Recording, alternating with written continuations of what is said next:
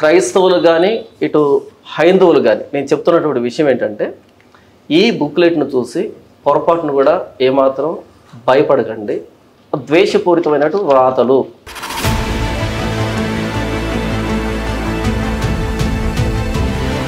అంటే ఇంత చిన్న విషయాన్ని పోలుస్తున్నాడనే చిన్న విషయాన్ని కూడా అర్థం చేసుకోకుండా ఇలాంటి ద్వేషాన్ని నింపుతూ ఈ పుస్తకాన్ని రాయడం అన్నది ఎంత హాస్యాస్పదం చూడండి. కొట్టే శక్తి, కొత్త భాషలో మాట్లాడే శక్తి ఉన్నప్పుడు మరి పాములు ఎత్తి పట్టుకోవచ్చు కదా. మరి విషం లాంటిది ఏదైనా తాగినప్పుడు ఏదే చావరా అన్నప్పుడు అది తాగి చూపించవచ్చు కదా. పాస్టర్ అంతా పాములు ఎత్తి పట్టుకుంటారా అనేటట్టుగా వ్యంగ్యంగా అయినా ప్రశ్నిస్తూ మాట్లాడుతున్నాడు. అంటే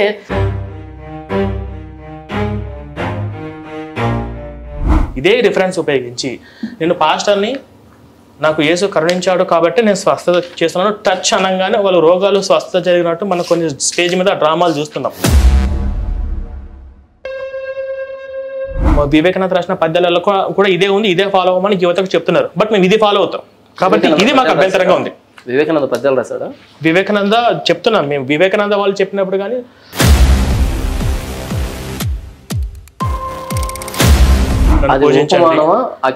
ఉపమానం కదా. ఇది చెప్పడం ఏంటి?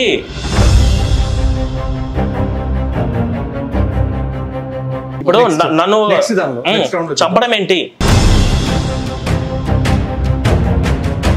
వీళ్ళందరూ ప్రతిదాని ప్రతి ప్రశ్నకు వేసే చూడండి అలా నవ్వడం అనేది కాదు, కరెక్ట్ కాదు.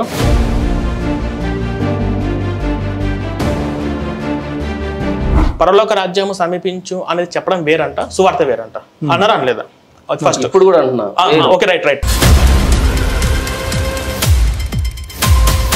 ఆయనకు యేసును పట్టుకోవడానికి వచ్చారు, పట్టుకోవడానికి వచ్చారు.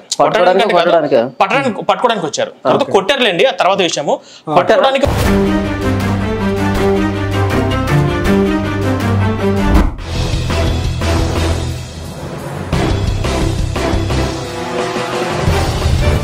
హాయ్, హలో, నమస్తే. నేను మీ యాంకర్ నాగేంద్రని.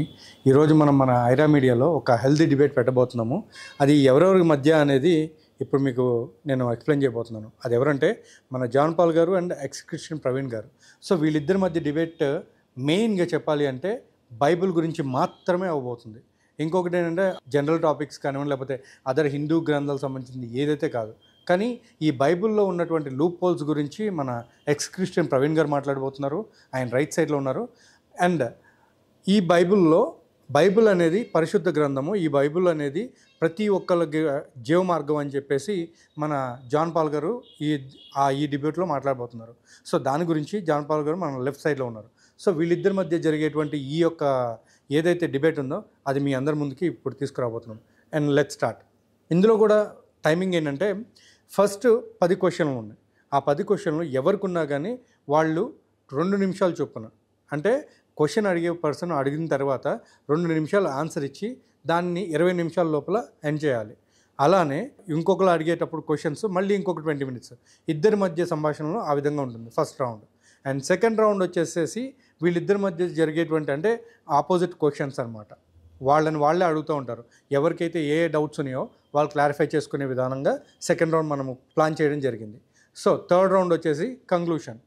దెన్ ఎట్లంటే మనం మొత్తం కూడా డిబేట్ని కంక్లూడ్ చేయబోతున్నాము. So let's start. నమస్తే జాన్ పాల్ గారు. నమస్తే నాగేంద్ర గారు. అండ్ నమస్తే ప్రవీణ్ గారు. నమస్కారం. ఎలా ఉన్నారు? బాగున్నారు. సో ఈరోజు మీకు ఎలా అనిపిస్తుంది ఈ డిబేట్ మన ఐరా మీడియాలో జరగబోతున్నందుకు?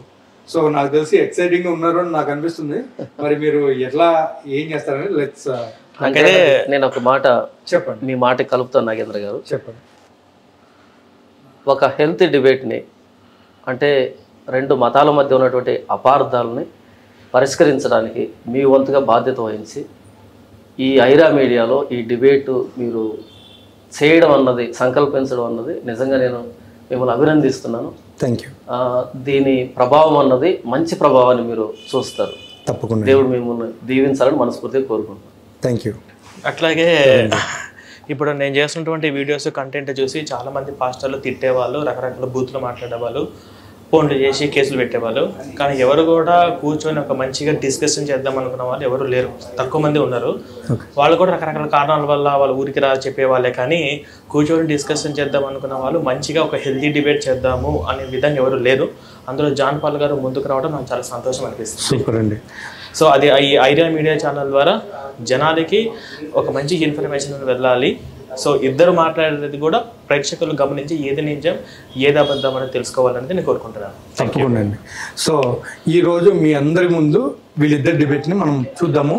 అండ్ మీరు కూడా కమెంట్స్ రూపంలో చెప్పొచ్చు కూడా. అండ్ ఎనీవే లెట్స్ స్టార్ట్ అండి. స్టార్ట్ చేస్తారా? నేను స్టార్ట్ చేస్తున్నాను. Okay start. ఓకే, మొట్టమొదటిగా ఈ తెలుగు ఎక్స్ క్రిస్టియన్ ప్రవీణ్తో ఇలా కూర్చొని తాను వ్రాసినటువంటి ఈ బుక్లెట్ విషయమై స్పందించడానికి నాకు ఈ వేదికనిచ్చినటువంటి ఐరా మీడియాకి తర్వాత సహోదరుడు నాగేంద్ర గారికి ప్రభువైన యేసుక్రీస్తు వారి నామంలో శుభాలు తెలియజేస్తున్నాను.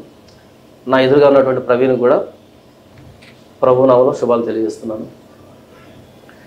ఈ డిబేట్కి నేను ఒప్పుకోవడానికి కారణం ఏంటంటే ఈ పుస్తకాన్ని, అంటే ఈ చిన్న బుక్లెట్ని ఓ క్రైస్తవుడా మేలుకు అంటూ ఆ సహోదరుడు ప్రవీణ్ రాసినటువంటి బుక్లెట్ని నేను చాలా రోజులుగా చూస్తున్నాను. కానీ దీని మీద స్పందిద్దాం అనుకున్నాను, కానీ అంత సమయం కుదరలేదు.